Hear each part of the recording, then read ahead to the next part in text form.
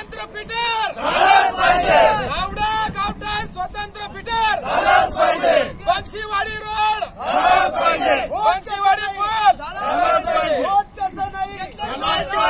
होत कसं नाही शेतकऱ्यांचा पीक विमा शिवसेना प्रमुख मनीष भैया श्रीवास्तव यांच्या नेतृत्वाखाली हा मोर्चा आम्ही आमच्या मागण्यांसाठी शेतकऱ्यांच्या मागण्यासाठी इतर काही रस्ते जे काही रोड जे काही शाळांच्या खोल्या अशा या विविध मागण्यांसाठी हा मोर्चा आयोजित केलेला आहे। आणि हे जे आंदोलन आहे याला लहान आंदोलन आहे मोठा शासन आणि प्रशासन यांचे वेगवेगळ्या प्रकारचे त्या ठिकाणी जे अत्याचार आपल्या या भागावर होतं आपलं जे मागासलेपण आहे हे दूर करण्यासाठी म्हणून या ठिकाणी हा रस्ता रोको ठिकाणी आपण आयोजित केलेला आहे। हे मला एक गोष्ट सांगायची वाटते की या ठिकाणी बरेचसा शेतकरी वर्ग आहे त्याच्या प्रत्येकाच्या वेगवेगळ्या समस्या आहे त्या वेगवेगळ्या समस्या घेऊन या ठिकाणी त्या समस्याला वाचा फोडण्याच्या दृष्टीनं या ठिकाणी मनीष भैया श्रीवास्तव यांच्या मार्गदर्शनाखाली आपण या ठिकाणी एकत्र जमलेलो आहोत। भावांनो, हा देश कृषीप्रधान देश आहे। शेतकऱ्याला तुम्ही एकीकडे त्या ठिकाणी अर्थव्यवस्थेचा कणा म्हणता, शेतकरी जगला तर देश जगल म्हणता, परंतु शेतकऱ्याच्या अन्नाचा घाट उचलून घ्यायचं काम आणि पाप या ठिकाणी शासन आणि प्रशासन करतं याचा मी या ठिकाणी धिक्कार करतो। आणि या प्रायव्हेट कंपन्या पीक विम्या या ती शासकीय कंपन्या नाही आहे। कृषी मंत्री नरेंद्र सिंग तोमरने सांगितलं की या 7 वर्षाच्या काळामध्ये 57,000 कोटी रुपयाचा नफा या पीक विमा कंपनीवाल्यांना कमवला। म्हणजे यानं शेतकऱ्याच्या या पैसा हक्काच्या पैशावर दरोडा टाकला। या गोष्टी आपण शेतकऱ्यांना समजल्या पाहिजे।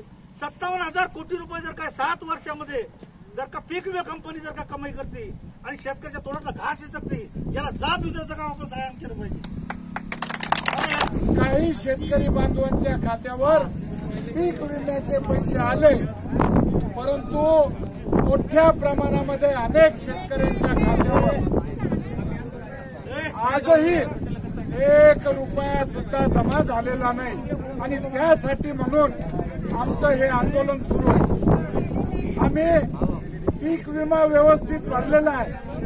आमच्यावर आसमानी संकट कोसळलं, या पंचक्रोशीमध्ये गारपीट झाली, शेतकरी बांधव रस्ता तळाला गेला, हार्वेस्टिंगला आलेलं पीक हातचं गेलं आणि अशा प्रसंगामध्ये परत सुलतानी आली।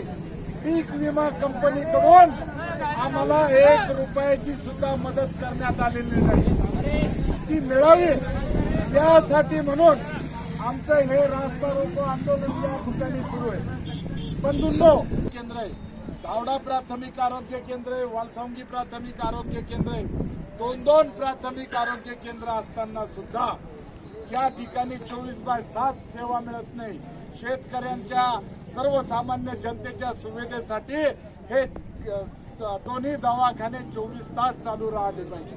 त्याचबरोबर वालसावंगी आणि धावडा या गावाच्या गावठाण सेपरेशनचा विषय, पिंपळगाव आपलं वालसावंगीचं गावठाण स्वतंत्र झालेलं आहे, परंतु त्याचं काम संबंधित गुत्तेदार हा अरेरावीमुळे करत नाही, ते काम तात्काळ सुरू झालं पाहिजे।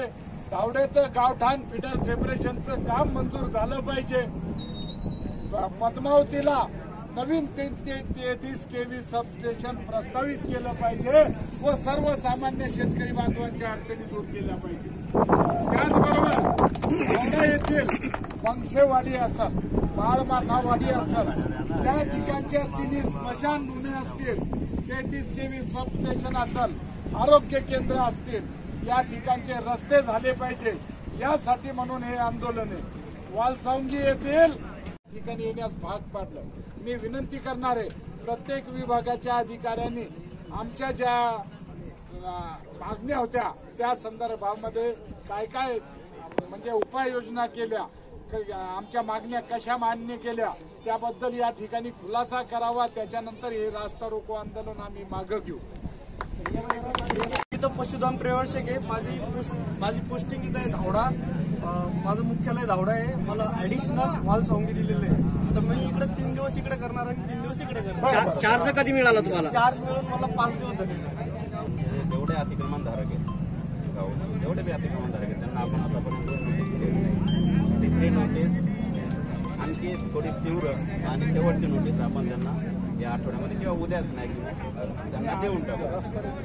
म्हणजे आमचा फक्त नाल्या काढून द्या, आम्हाला बाकीच्या गोष्टी नाल्या काढण्यासाठी तर आपल्या ज्या प्रमुख मागण्या होत्या मनीष भाईंनी आपलं सांगितलं, मला ते स्वतः भेटले होते कार्यालयामध्ये. त्यांची प्रमुख जी मागणी आहे ती गावठाण फिडर.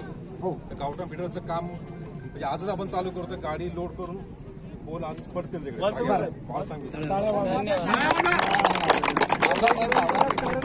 इथल्या शेतकऱ्यांना दिवसा वीज पुरवठा कायम राहील अशी आपण त्याची खबरदारी घेतली आहे. आणि मुख्यमंत्री सौर योजनेमध्ये आपण ते सबस्टेशन समाविष्ट केलेलं आहे. वाल सांगितले पिंपळगाव रेणुकाई.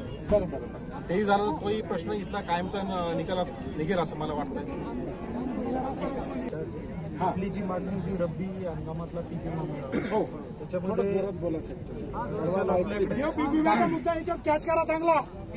स्थानिक नैसर्गिक आपत्ती अंतर्गत विमा कंपनीनं आजपर्यंत 23,811 शेतकऱ्यांना 10.80 कोटी रुपये वितरित केले. हो. आणि नंतरच्या ज्या काढणीच्या वेळेच्या म्हणजे कापणीच्या वेळेच्या तक्रारी होत्या त्या जवळपास 13,500 तक्रारी आहे. त्यांचा एक 6-7 कोटी मंजूर होईल तो. तर त्यामध्ये जो शेतकरी 1 रुपया भरतो आणि राहिलेला हिस्सा राज्य शासन आणि केंद्र शासन करते. राज्य शासनाचा हिस्सा कंपनीला मिळालाय, केंद्र शासन सर्व भरून आलं. पाहुणे शिंदे साहेब